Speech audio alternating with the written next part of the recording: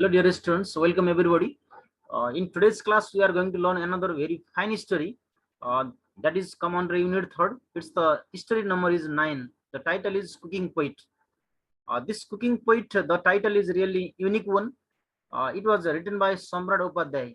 यिनी एकजना नेपाली राइटर द्वारा लेखिएको कथा हो द कुकिङ पोइट. यो छोटो सर्ट स्टोरी भित्र पर्छ. सम्राट Upadhyay who was born in 1963.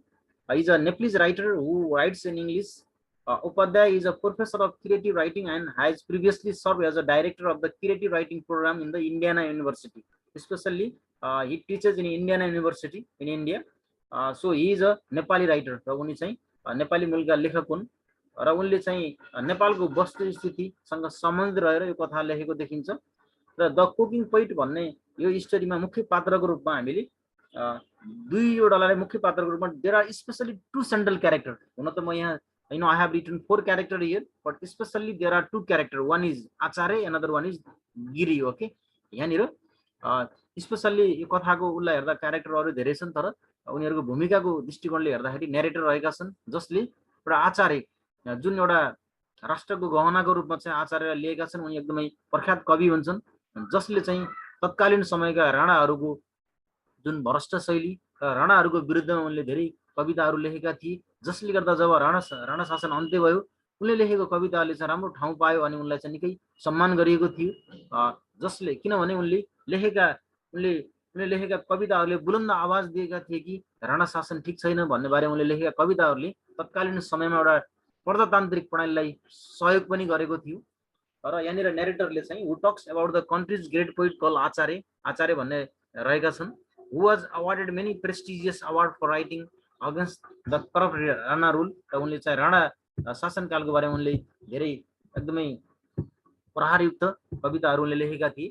त्यस्तै गरेर आचार्य अ फेमस पोइट. यहाँ यो कथा सुरुवात हुँदाखेरि आचार्य एकदमै प्रसिद्ध कवि हुन्छन्. हु हैज वाइफ, जसको साथमा एउटा श्रीमती हुन्छन् अनि छोरी 18 वर्षकी हुन्छन् अनि उनको साथमा एउटा छोरो हुन्छ. आचार्यको जीवन मध्यम वर्गीय हुन्छ र उनी चाहिँ एक कविता लेखेर अनि कविताहरू पब्लिस गरेर त्यसबाट आएको रोयल्टिजबाट उनले आफ्नो गुजारा चलिरहेका हुन्छन्. अनि त्यस्तै गरेर आचार्य दुर्गा भनेको आचार्यको वाइफ चाहिँ आएका पाहुनाहरूलाई स्वागत सत्कार गर्ने उहाँको स्वभाव हुन्छ. त्यस्तै गरेर यहाँ अर्को सेन्ट्रल क्यारेक्टर रहेको छ Giri, a young political rebel भनेको चाहिँ एकदम जवान हुन्छ, तर तत्कालीन समयको राजनीतिमा चाहिँ एकदम विद्रोहको रूपमा चाहिँ उसले एउटा एक किसिमको चाहिँ प्रजातान्त्रिक प्रणाली अपनाउनु पर्छ भनेर उसले ठाउँ ठाउँमा चाहिँ विभिन्न आन्दोलनमा भाग लिने किसिमको हुन्छ गिरी नाम गरेको अर्को कवि. A young political rebel with a great poetic talent who becomes a student of Acharya, जुन चाहिँ ती आचार्य प्रख्यात कविका विद्यार्थी हुन आउँछन् है. गिरी नाम गरेको अर्का कवि. He was skill in class between 2 rival parties. र उनको एउटा उनले कविताहरू धेरै लेख्ने गर्थे अनि आफ्नो गुरु आचार्य कहाँ ल्याएर उनले लेखेको कविता चाहिँ कस्तो छ भनेर देखाउने गर्थे है गिरीले.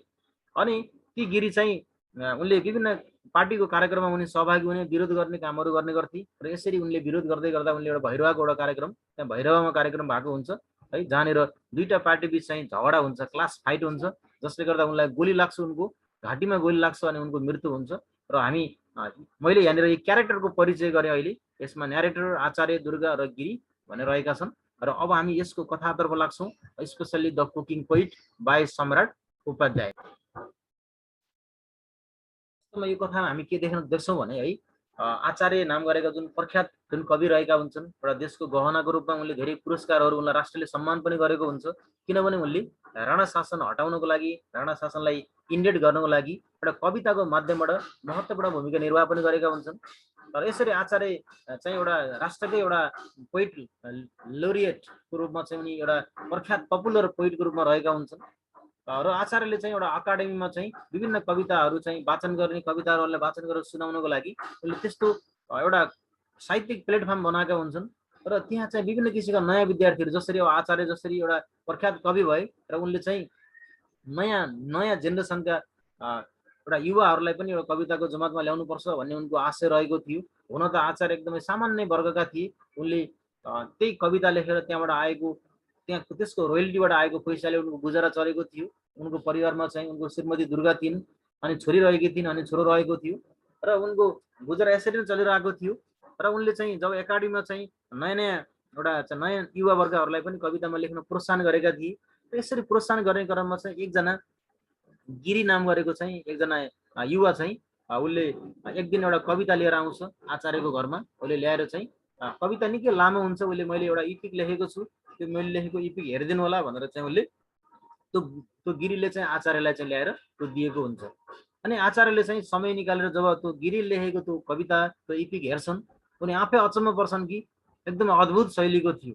उनले निकै राम्रो ढङ्गले लेखेका थिए। उनले लेखेको जुन कुरा उनले त्यहाँ लेखेका थिए ती लेखेको पढ्दाखेरि पनि आचार्यलाई निकै रमाइलो महसुस भयो, निकै गर्विलो महसुस भयो।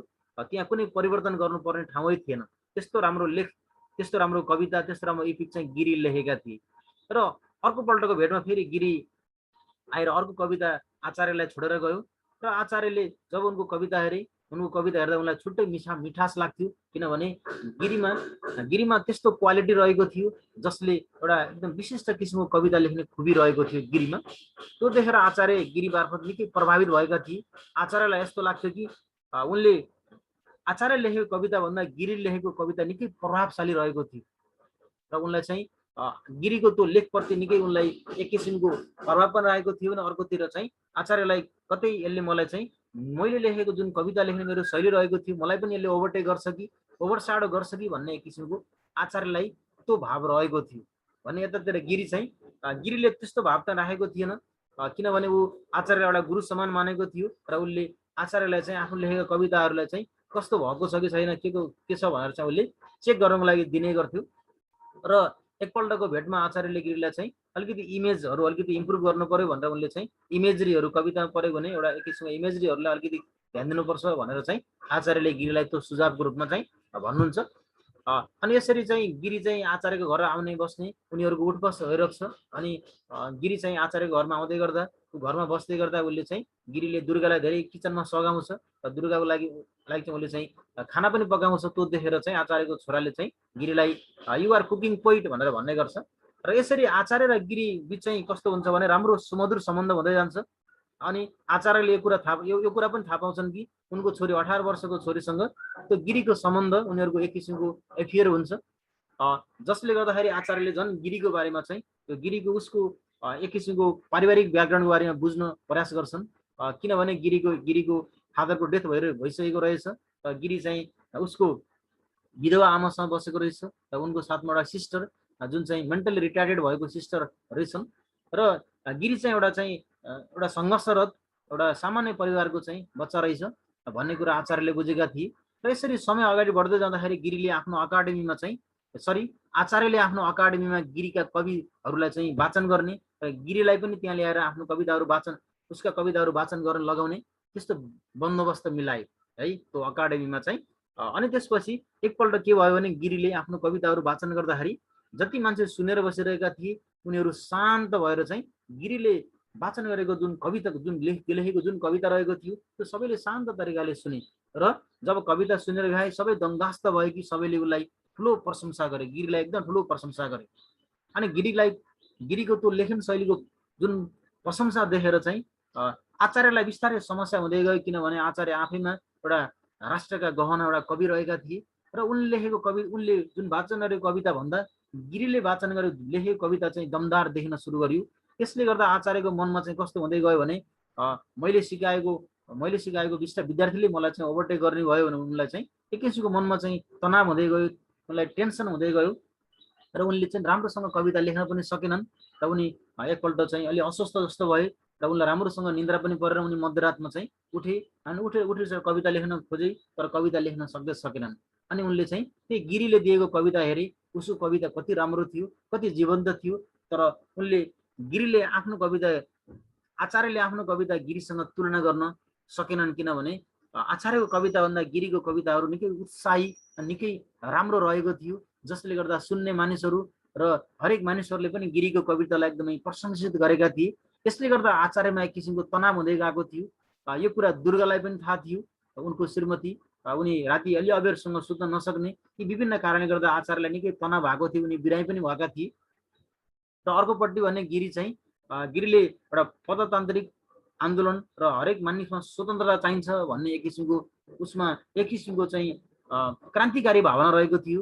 ऊ ठाउँ ठाउँमा विभिन्न किसिमको पार्टीहरूमा संलग्न हुन्थ्यो र एकपल्ट चाहिँ ऊ चाहिँ एउटा भैरवामा एउटा कार्यक्रम हुन्छ अनि त्यो भैरवाको कार्यक्रममा दुईटा पार्टीहरु बीच झडप हुन्छ। झडप हुँदा पुलिसले पनि फायरिङ गरेको हुन्छ र त्यो झडप हुँदै क्रममा चाहिँ त्यहाँ गोली पनि चलाइएको हुन्छ र त्यो जुन चलाइएको गोली गएर गिरीको चाहिँ घाँटीमा लाग्छ। घाँटीमा लागिसकेपछि उसको मृत्यु हुन्छ। उसको मृत्यु भएको समाचार, गिरीको मृत्यु भएको समाचार चाहिँ विभिन्न माध्यमबाट आचार्यको परिवारमा आउँछ र एकाएक आचार्यको परिवारमा के हुन्छ, शोकमग्न सुरु हुन्छ। आचार्यको श्रीमती दुर्गा अनि उनको छोरी अनि छोराहरूमा चाहिँ एकदम नैराश्यता छाउँछ, किनभने उनीहरूसँग एकदम हिमचिम भएको मान्छे चाहिँ त्यसरी मृत्युवरण गरेको सुन्दा उनीहरूलाई निकै दुःख लाग्छ। र यसरी समय बित्दै जान्छ। बिस्तारै अगाडि बढ्दै जाँदा एउटा देशको सरकारले पनि आचार्यलाई चाहिँ एकदमै ठुलो राष्ट्रको कवि भनेर चाहिँ ठुलो सम्मान कार्यक्रममा बोलाइएको हुन्छ र आचार्य त्यो सम्मान कार्यक्रममा जान्छन्। त्यो सम्मान कार्यक्रममा उनलाई ठुलो सम्मान गरिन्छ। एउटा राष्ट्रकै पपुलर पोइट, एउटा लाउरेट कवि भनेर चाहिँ उनलाई चाहिँ एकदमै प्रख्यात कवि भनेर चाहिँ उनलाई सम्मान गरिन्छ र उनको विशेष गरेर उनको सम्मान भनेको चाहिँ तत्कालीन समयको राणाहरूलाई जरेदेखि फाल्नको लागि, उनीहरू उखेलेर फाल्नको लागि कविताको माध्यमबाट उनले प्रस्तुत गरेको जुन शैली रहेको थियो त्यसलाई सराहना गर्दै तत्कालीन सरकारले उनलाई निकै ठुलो पुरस्कारको व्यवस्था गर्छ। अनि जब पुरस्कार उनलाई वितरण गराउने समारोहमा हुन्छन्, त्यो सेरेमनीमा हुन्छन्, र त्यहाँ प्रधानमन्त्रीले भाषण गरिसकेपछि जब आचार्य बोल्नको लागि माइकमा पुग्छन्, उनी चाहिँ त्यहाँ बोल्नको लागि उनी माइकमा जब बोल्न जान्छन् अनि माइकमा बोल्न जाँदाखेरि उनले चाहिँ उनको मनमा के विचार आउँछ भने गिरीको कविता अनि गिरीको जुन चेहरा उनको दिमागमा आउँछ अनि उनले हेर्दाखेरि चारैतिर त्यो गिरीको तस्बिर मात्र उसको दिमागमा छरिरहेको हुन्छ र यसले गर्दाखेरि उनलाई चाहिँ त्यो गिरीप्रतिको प्रभाव गहिरो परेको हुन्छ। अनि यहाँनिर यो स्टोरी सकिन्छ है। अन्तिममा यो स्टोरी यसरी सकिन्छ र यसरी यो स्टोरीमा के देखाउन खोजेको छ भने एउटा प्रख्यात कवि जुन एउटा पछि गएर एउटा आफ्ना चेलाहरूलाई पनि उनले कविता सिकाउन सुरु गरे, तर आफैले सिकाएको जुन चेलाले चाहिँ गुरुलाई जो ओभरटेक गर्न सुरु गर्यो, गुरुको भन्दा चेलाको राम्रो लेखन शैलीले गर्दा उनले एक किसिमको चाहिँ आचार्यलाई निकै समस्या पर्यो। र अर्कोतिर के देखियो भने एउटा देशमा देखिएको एउटा चाहिँ जस्ट मोमेन्ट है। Well students, we are at the end of this video. I hope you got the concept. You got the concept of this story. If you have any confusion regarding this story, don't forget to ask. Okay. Hope to meet you in our next video. Take care. See you.